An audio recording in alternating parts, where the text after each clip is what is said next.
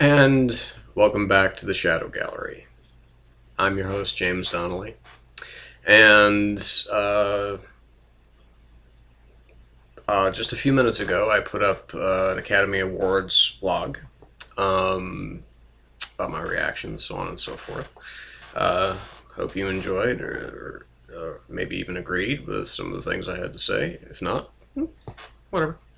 Um, but I realized that while I was finished talking about that, there was one thing I said that I was going to do recently that I hadn't yet, and that was a bit of a pickup log about some new, or at least new to me, comics. Um, because that's that is kind of primarily what we talk about here. I do talk film, I do talk games, I do talk TV, but I talk comics. So let's waste no more time and get right into it. Fantastic Four, numbers I think 587 and 588. I don't have any of the stuff with me to show you, so um, because they weren't mine. A friend of mine lent them to me, who actually collects some stuff that I don't, but read them. And 587, as you know, was you know the one will fall issue, and if, as we all know, it was Johnny Storm, the Human Torch, died in that trying to save. Trying to stop another annihilation wave from hitting and hitting people, from hitting Earth, apparently through the Baxter Building. Again, okay, I don't keep up with Fantastic Four, so I know that Millar and Hitch, started this whole kind of the New World series, and I actually have that issue, but I'm so out of touch with Fantastic Four. I have no idea what's going on. It's like Reed and Sue's kids. It's like that they're so powerful, and apparently the some of the Power Kids and Leech and Artie. I think Artie's in there somewhere. That are in the comic. They have some different powers than from what I would expect from them.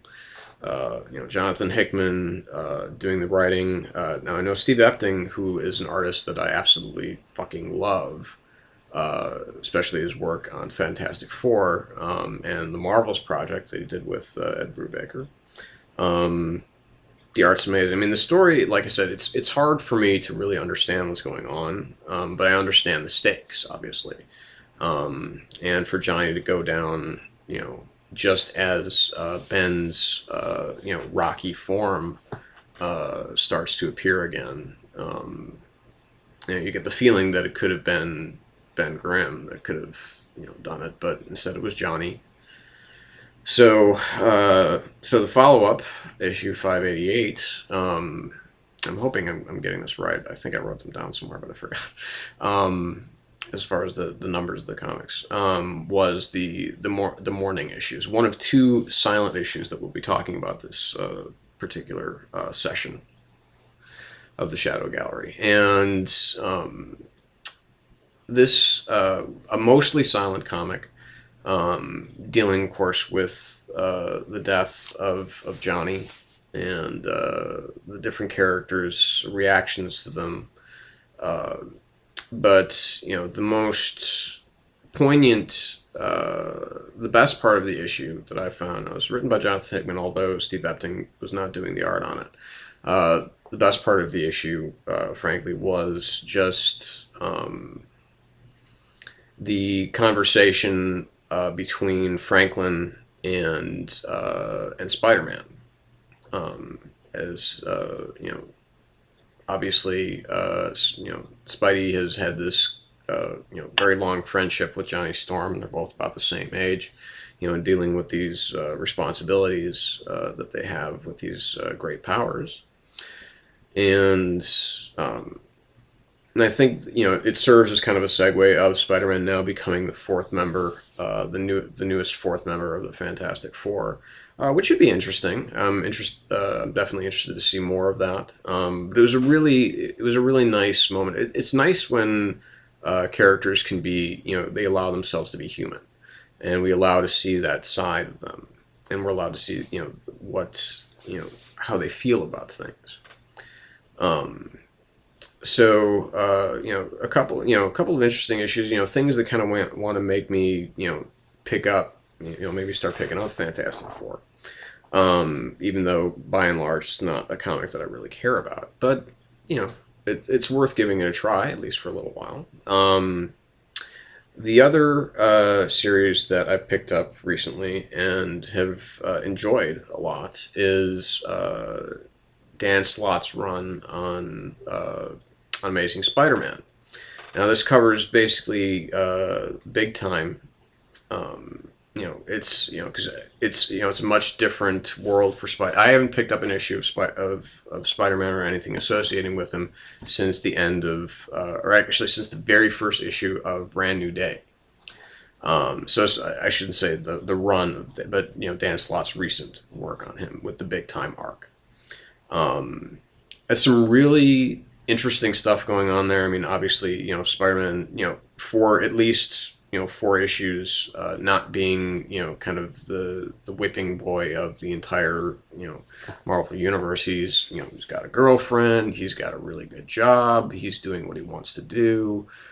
Nobody really hates Spider-Man anymore, but you've got, J. Jonah Jameson's now the mayor of New York City.